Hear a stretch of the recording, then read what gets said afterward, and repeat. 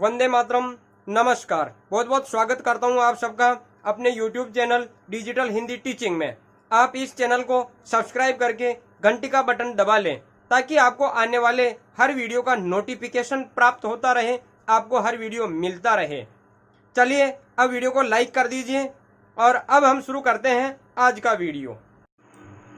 हम पढ़ रहे हैं PPT के माध्यम से कक्षा 8 की हिंदी पाठ्य पुस्तक वसंत, और आज के इस वीडियो में हम अध्ययन करने वाले हैं पाठ 8।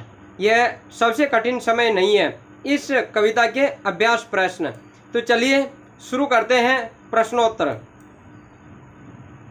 सबसे पहले पहला प्रश्न हम देखते हैं। यह कठिन समय नहीं है, इस बात को स्पष्ट करने के लिए या यह बात बताने के लिए कविता में कौन कौन से तर्क प्रस्तुत किए गए हैं, स्पष्ट कीजिए। यह सबसे कठिन समय नहीं है, इस बात को स्पष्ट करने के लिए कौन कौन से तर्क प्रस्तुत किए गए हैं। यह कठिन समय नहीं है, यह बताने के लिए कविता में निम्नलिखित तर्क प्रस्तुत किए गए हैं। देखिए, पहला है, चिड़िया अपनी चोंच में तिनका दबाए उड़ने को तैयार है क्योंकि वह अपना घोंसला, अपना घर बनाना चाहती है, अपने जीवन के लक्ष्य को प्राप्त करना चाहती है। डाली से गिरती पत्ती को थामने के लिए एक हाथ तैयार है जो उसे सहारा दे रहा है। अर्थात कोई भी व्यक्ति अगर गिरता है या नीचे की ओर आता है, अपकर्ष होता है उसका, तो काफ़ी लोग हैं, काफ़ी हाथ है जो उसकी मदद को तैयार है, काफ़ी लोग उसे आगे बढ़ाने के लिए, अपने लक्ष्य को प्राप्त करवाने के लिए उसकी सहायता करने को तैयार रहते हैं। एक रेलगाड़ी अभी भी गंतव्य अर्थात पहुंचने वाले स्थान को जाती है। अर्थात कई साधन ऐसे मौजूद हैं जो हर व्यक्ति को अपने लक्ष्य को प्राप्त करने के लिए उपलब्ध है, तो वह उन साधनों का प्रयोग करके अपने लक्ष्य को प्राप्त कर सकता है। अभी भी घर पर कोई प्रतीक्षा कर रहा है, घर पर कोई प्रतीक्षा कर रहा है, उसकी प्रतीक्षा पूरी करने के लिए, उसकी उस प्रतीक्षा, उस इंतजार को खत्म करने के लिए हमें घर पहुंचना होगा। तो हमारे लक्ष्य को प्राप्त करना होगा, हमें निराश नहीं होना होगा, क्योंकि हमारे पीछे भी हमारा परिवार है, अपना देश है जो हमारे से कुछ उम्मीद रखता है। अभी नानी की कहानी का अंतिम महत्वपूर्ण हिस्सा बाकी है। अभी निराश कैसे हुआ जा सकता है? अभी तो अपने जीवन की कहानी का क्लाइमैक्स, सबसे महत्वपूर्ण हिस्सा बाकी है। तो अभी जीवन में जब इतना कुछ बाकी है, महत्वपूर्ण बात बाकी है, महत्वपूर्ण कदम बाकी है, तो फिर हम निराश कैसे हो सकते हैं, हार कैसे मान सकते हैं? अभी एक बस अंतरिक्ष के पार की दुनिया में जाने वालों में से बचे हुए लोगों की खबर लेकर आएगी, सफल लोगों की कहानी सुनाएगी। अंतरिक्ष के पार से कोई परी आएगी, कोई यान आएगा और हमें उन लोगों की कहानी सुनाएगा जो सफल हुए हैं। तो उनकी कहानी से हमें प्रेरणा ग्रहण करनी है। अभी हम निराश कैसे हो सकते हैं? इन सब तर्कों के माध्यम से कवयित्री यही कहना चाहती है कि अभी कठिन समय नहीं है, सभी कार्य हो रहे हैं, तुम निराश होकर क्यों बैठे हो, काम छोड़कर क्यों बैठे हो? सब कार्य हो रहे, तुम भी अपने मार्ग पर बढ़ो, अपने काम करो। इसलिए अभीष्ट मार्ग पर, इच्छित मार्ग पर जो चीज तुम्हें प्राप्त करनी है, जो कुछ बनना है, उस मार्ग पर बढ़ने हेतु समय का विचार मत करो कि यह समय ठीक नहीं है, अभी उचित समय नहीं है, यह समय उचित है, अभी शुरू कर दीजिए कार्य। निराश होने की कोई आवश्यकता नहीं है, आगे बढ़ो और सफलता प्राप्त करो। ये कठिन समय नहीं है, कठिन समय के विचार में हम समय खोते चले जा रहे हैं।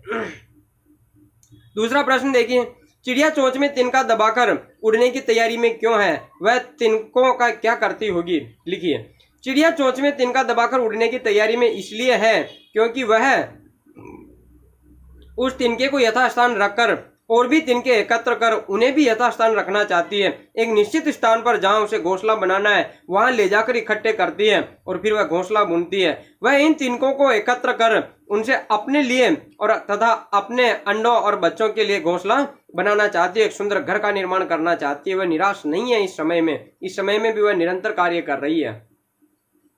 कविता में कई बार अभी भी का प्रयोग करके बातें रखी गई है। अभी भी का प्रयोग करते हुए 3 वाक्य बनाइए और देखिए उनमें लगातार, निरंतर, बिना रुके चलने वाले किसी कार्य का भाव निकल रहा है या नहीं।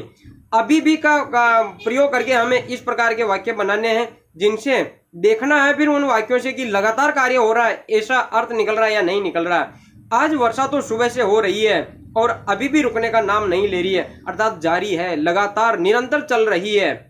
तो निरंतर कार्य चल रहा है, इसका भाव निकल रहा है यहाँ पर, इसका अर्थ निकल रहा है कि अभी भी बरसात जारी है।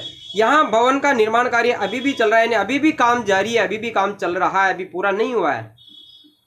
मैं इस डॉक्टर की दवा 1 माह से खा रहा हूँ पर अभी भी पूरी तरह ठीक नहीं हो सका हूँ, यानी दवाइयाँ खा रहा हूँ अभी जारी है और अभी भी बीमारी जारी है, अभी भी ठीक नहीं हुए हैं।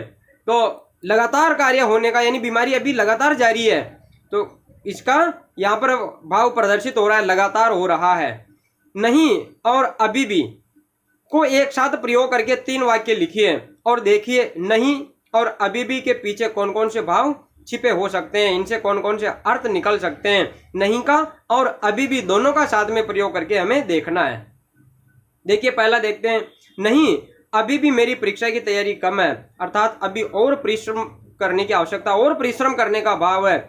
तैयारी पूरी नहीं है तो और परिश्रम करना है। तो नहीं और अभी भी, इन दोनों से एक अर्थ क्या निकलता है कि अभी कमजोर है तैयारी, और परीक्षा की तैयारी करनी है। नहीं अभी भी बस के आने में देरी है, प्रतीक्षा का भाव है। इसका मतलब क्या हुआ, नहीं और अभी भी बस के आने में देरी है, या फिर यह कह सकते हैं हम नहीं अभी भी बस के आने में देरी है, अभी भी देरी है, काफी समय से इंतजार करें लेकिन अभी भी देरी है, तो प्रतीक्षा और करनी होगी, प्रतीक्षा का भाव यहाँ पर प्रकट होता है। नहीं अभी भी उद्घाटन हेतु मुख्य अतिथि आ सकते हैं, तो यहाँ आशा का भाव, भाई रुको रुको, नहीं अभी भी मुख्य अतिथि आ सकते हैं, इसलिए हमें उद्घाटन नहीं करें और रुकना होगा, उनका इंतजार करना होगा। आशा है कि अभी भी आ सकते हैं। देखिए 5वां प्रश्न, आप जब भी घर से स्कूल जाते हैं कोई आपकी प्रतीक्षा कर रहा होता है घर पर। सूरज डूबने का समय भी आपको खेल के मैदान से घर लौट चलने की सूचना देता है कि घर में कोई प्रतीक्षा कर रहा है।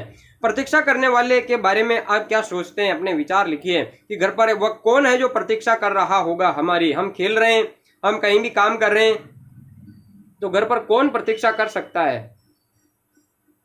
प्रतीक्षा करने वाला व्यक्ति स्वजनी होता है, यानी अपना ही होता है, कोई अपने ही परिवार का या अपना ही कोई मिलने वाला या कोई मित्र हो सकता है, अपना ही होता है। स्वजन यानी अपना, अपना ही होता है। उसके मन में हमेशा अपनत्व और प्रेम ही रहता है। जो प्रतीक्षा करता है तो अपना होगा और उसके मन में हमारे प्रति प्रेम होगा, तभी तो वह प्रतीक्षा करेगा। जब हम विद्यालय से घर जाते हैं या शाम को खेल के मैदान में डूबता हुआ सूरज ये संदेश देता है कि घर जाना चाहिए, तो उस समय मन में केवल एक ही भाव उठता है कि माँ प्रतीक्षा कर रही होगी, घर पर माँ प्रतीक्षा कर रही होगी, क्योंकि वही घर में सबसे अधिक प्रेम और स्नेह करती है। वह उसका प्रेम और स्नेह अपनी संतान के प्रति निस्वार्थ होता है। माँ का तो हृदय बड़ा कोमल होता है, तो वह इंतजार कर रही होती है कि मेरे बच्चे कहाँ होंगे, क्या कर रहे होंगे।